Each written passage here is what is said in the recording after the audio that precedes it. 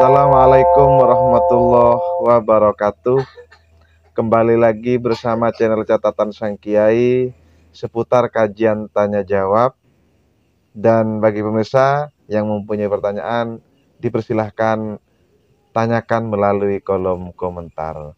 Dan pemirsa yang belum subscribe channel Catatan Sang Kiai, monggo dipersilahkan subscribe untuk mendapatkan kajian-kajian terbaru tentunya di channel Catatan Sang Kiai. Dan saat ini channel Catatan Sang Kiai menjawab pertanyaan dari Ahmad Said Yusuf.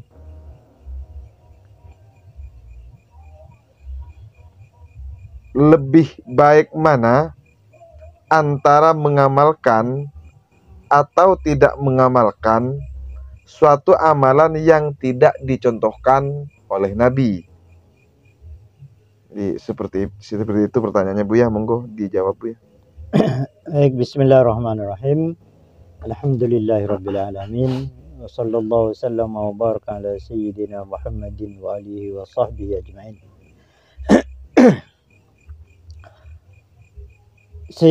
Lebih baik mana mengamalkan amalan yang dicontoh atau tidak dicontohkan oleh Nabi alaihi salatu wasallam. Secara umum pasti lebih baik mengamalkan amalan yang dicontohkan oleh Nabi alaihi salatu wasallam secara umum. Namun ada hal yang penting dan harus kita ketahui, yaitu bahwa hal yang dicontohkan Nabi itu kan hadis. Sementara hadis itu kan ada 3. Ada hadis qauli, perkataan Nabi. Ada hadis fi'li, perbuatan Nabi. Ada hadis takriri, pengakuan. Nabi tidak mengatakan, Nabi tidak berbuat, tapi sahabat yang berbuat, tapi Nabi mengakui, tidak melarang dan tidak menegur. Artinya itu namanya takriri. Jadi amalan masuk di antara yang 3 itu namanya sama atau artinya dicontohkan oleh Nabi alaihi salatu wasallam. Contoh yang melalui perkataan umpama. Kata Nabi alaihi salatu wasallam, man qala subhanallah wa bihamdihi subhanallahil azim mi'ata marratin lam ya'ti yaumal qiyamati illa walahu afdalul a'mal illa man ata bimislihi. Jadi siapapun yang berkata atau mengucapkan atau berzikir kalimat subhanallah wa bihamdihi subhanallahil azim, ada riwayat lagi ditambah astaghfirullah 100 kali, maka di hari kiamat nanti akan datang dengan membawa amal yang terbaik. Tidak ada yang lebih baik dari itu kecuali orang yang melakukan yang sama. Itu dengan sabda, dengan perkataan Nabi alaihi salatu wasallam. Contoh dengan qauli. Walaupun belum tentu kan Nabi mengamalkan, mencontohkan belum tentu. Jadi amalan yang disabdakan oleh Nabi. Contohnya lagi seperti sabda Nabi kepada Sayyidina Mu'ad bin Jabal, ya Mu'adu, inni uhibbuka. Mu'ad, saya mencintaimu, kata Nabi. Faqul dubura kulli salatin Allahumma a'inni ala dzikrika wa syukrika wa husni ibadatik. Saya mencintaimu, Mu'ad. Maka dari itu kamu harus atau jangan pernah lupa di selesai salat mengucapkan zikir Allahumma inni ala dzikrika wa syukrika wa husni ibadatik. Sehingga Sayyidina Umar tidak pernah lepas itu. Karena ingin dicinta oleh Nabi alaihi salatu wasallam dengan perkataan.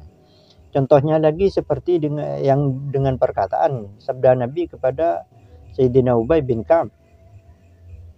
Ya Ubay, innallaha yuqri'uka salam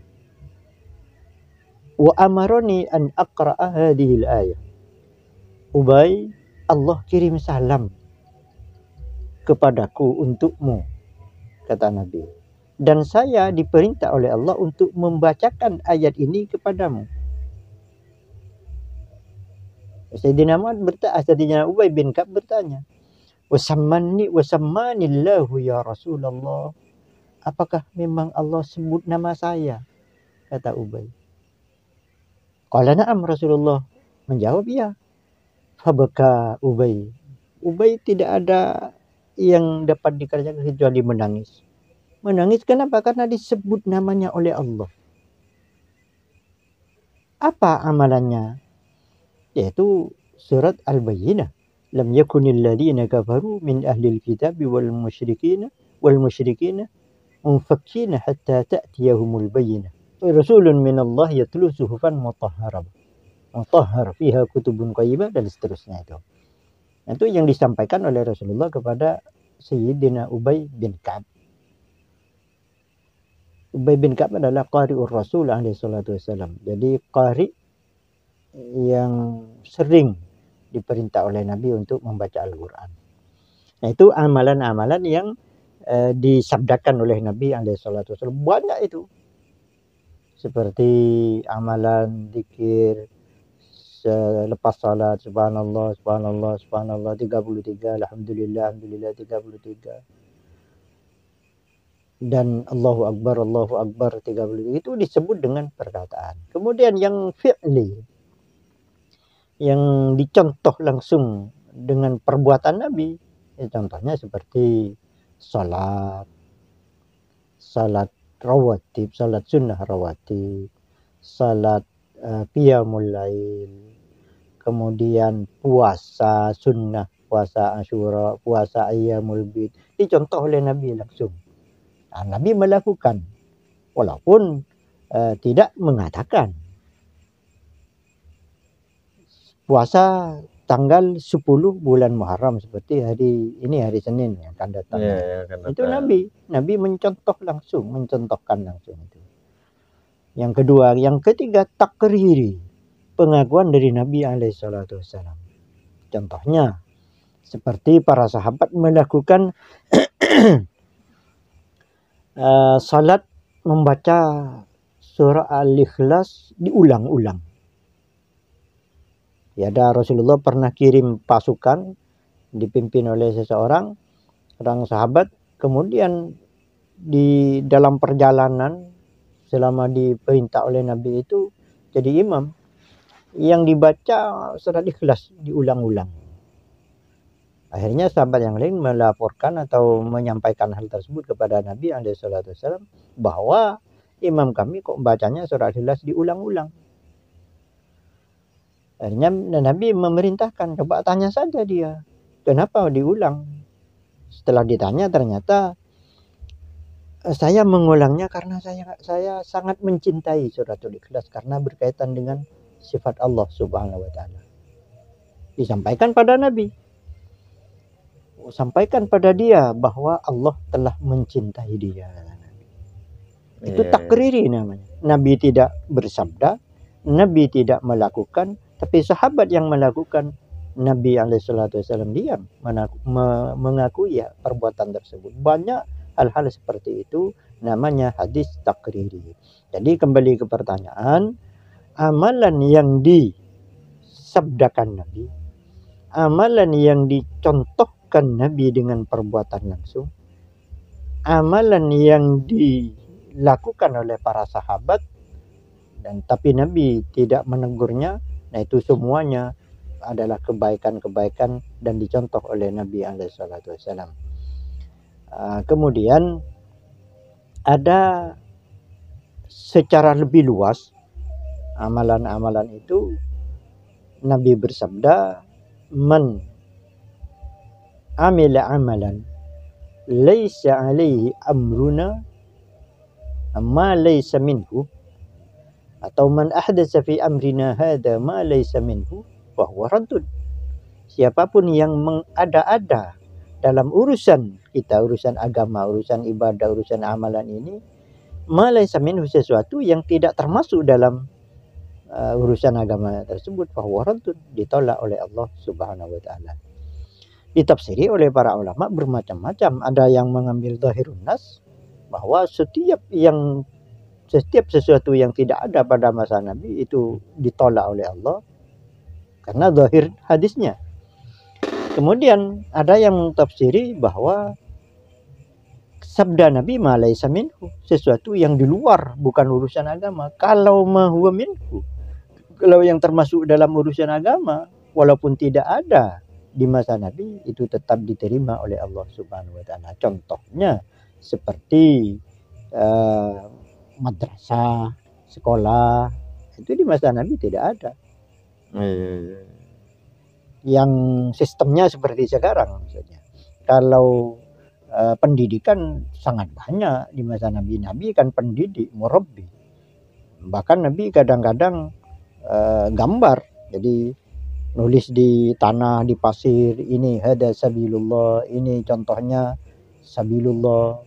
Kemudian menggambar ke samping banyak, wa hadhihi subul wa ala ra'si kulli sabil syaitan. Ini jalan yang banyak dan di penghujung atau di penghujung setiap jalan itu pasti setan yang bercokol untuk mensesatkan umat manusia.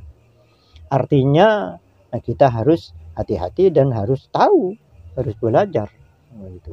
Nah itu yang secara lebih umum. Karena kalimat Al-Quran dan hadis itu kan untuk mengistimbat satu hukum kan harus per kalimat.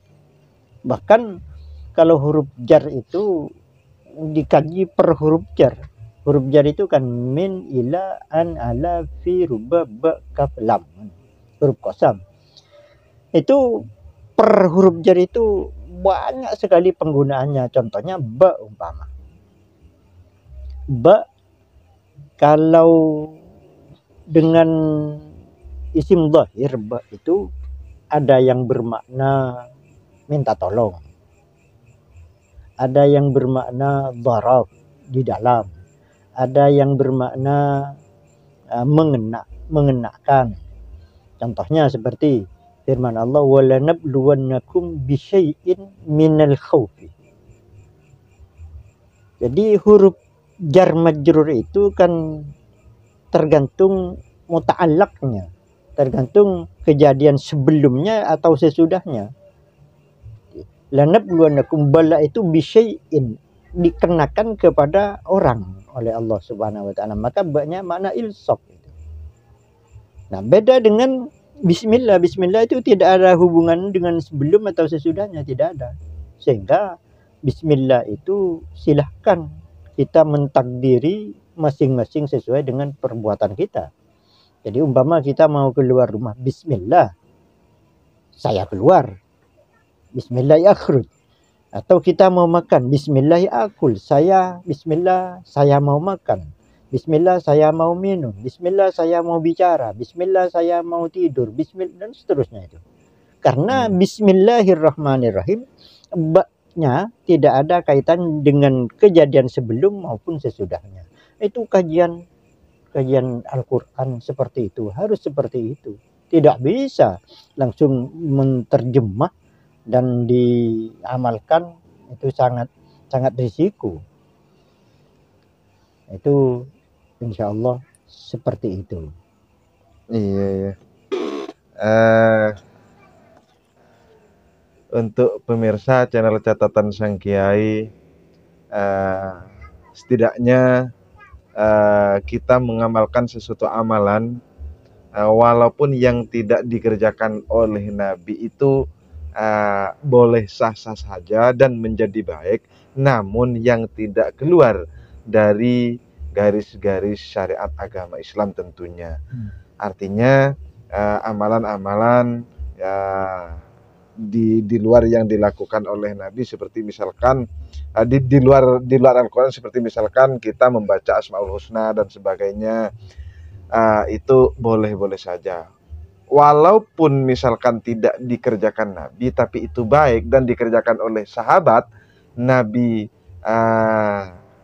tidak melarang, maka itu juga amalan-amalan yang baik, dan tentunya harus dikerjakan oleh kita semua. Dan itu digariskan oleh Nabi SAW dengan sabdanya, ashabi kan nujum bi ayyihi muqtadaitum ihtadaitum. Sahabatku itu ibarat bintang-bintang yang bertaburan di langit. Satu di antara mereka kalian ikuti, kalian akan mendapat hidayah dari Allah Subhanahu wa taala. Di ashabi kan nujum itu seperti bintang. Artinya bintang itu kan ada yang besar, ada yang terang sekali, ada yang redup, ada yang bergeser, ada yang diam, ada dan macam-macam. Nah, dimanapun atau siapapun di antara para sahabat Nabi yang ratusan ribu itu kita ikuti, maka ihtadaitum kata Nabi, mendapat hidayah dari Allah Subhanahu wa taala. Kan beda, banyak sahabat yang berbeda dalam banyak hal pula. Karena perbedaan suku.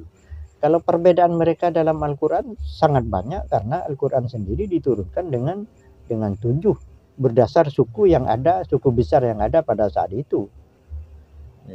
Apalagi hadis. Jadi kadang Nabi itu bersabda, sabda Nabi itu kan sesuai dengan keadaan yang pada saat itu. Contohnya umpama ketika ada yang sahabat bertanya, ayyul a'mali afdalu ya Rasulullah, amalan apa yang paling baik wahai Rasulullah? Kadang Rasulullah menjawab, al-jihad fi sabilillah, jihad. Kemudian ada orang datang lagi bertanya seperti pertanyaan itu. Rasulullah menjawab, birrul walidain, berbakti kepada kedua orang tua. Nah, itu kan perkataan qauli. Nabi kan tidak pernah berbakti karena orang tuanya sudah wafat kan gitu. Tidak dicontohkan oleh Nabi bagaimana cara berbakti. Kemudian ada yang datang tanya seperti pertanyaan semula, dan Nabi jawabnya beda. Berarti la taghdab, jangan jadi pemarah. Tergantung keadaan orangnya yang bertanya. Artinya betapa luas amalan-amalan yang diberikan sinyal-sinyal untuk diamalkan oleh Nabi SAW, diamalkan oleh kita, sinyal dari Nabi SAW. Yaitu simpulnya menjadi 3 itu, ada perkataan, ada perbuatan, ada pengakuan dan penetapan dari Nabi SAW. Iya, demikian pemirsa channel Catatan Sang Kiai. Ketemu lagi di edisi selanjutnya, tentunya di channel Tanya Jawab, channel Catatan Sang Kiai. Demikian, assalamualaikum warahmatullahi wabarakatuh. Alhamdulillahi Rabbil Alamin.